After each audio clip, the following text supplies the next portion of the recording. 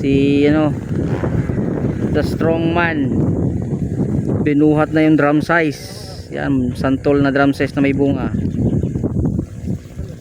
Si Orlando Francisco, buhat-buhat na yung santol na malaki mga guys. Yan.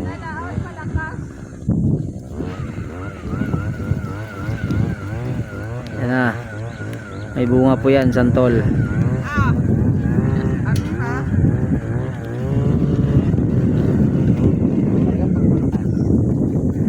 Dadaan sa laki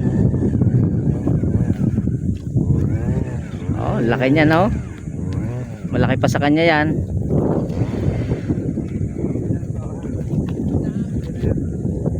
Drum size santol, hingal kalabaw.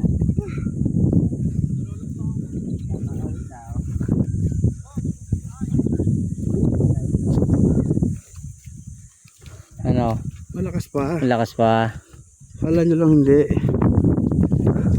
Maano pa yan mamaya pag uwi.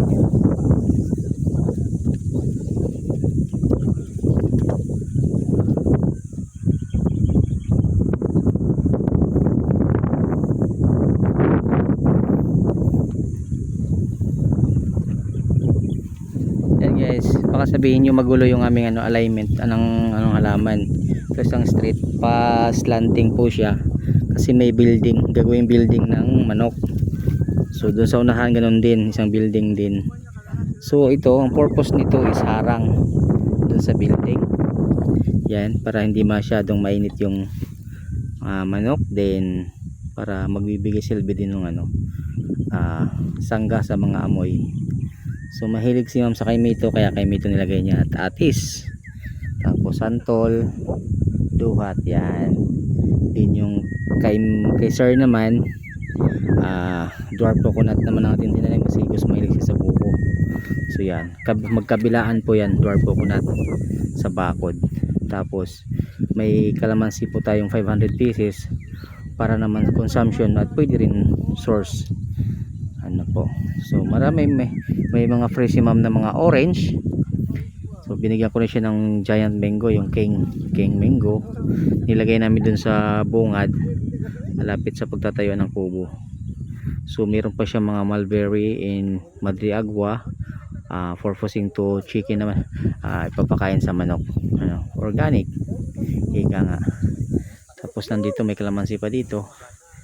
Tapos dito maglalagay pa rin kami dito, meron tayong mga giant avocado nilalagay.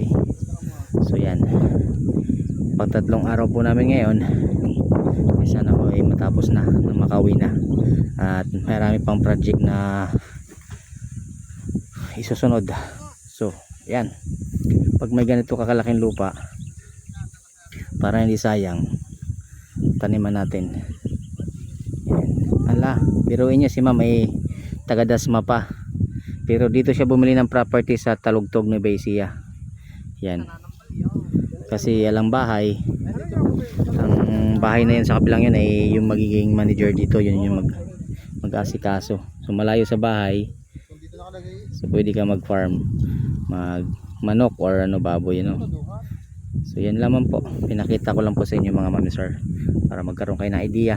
Kung gusto nyo po magpatanim, PM lang po kayo sa aming page, pag-usapan ho natin. Magandang tanghali po.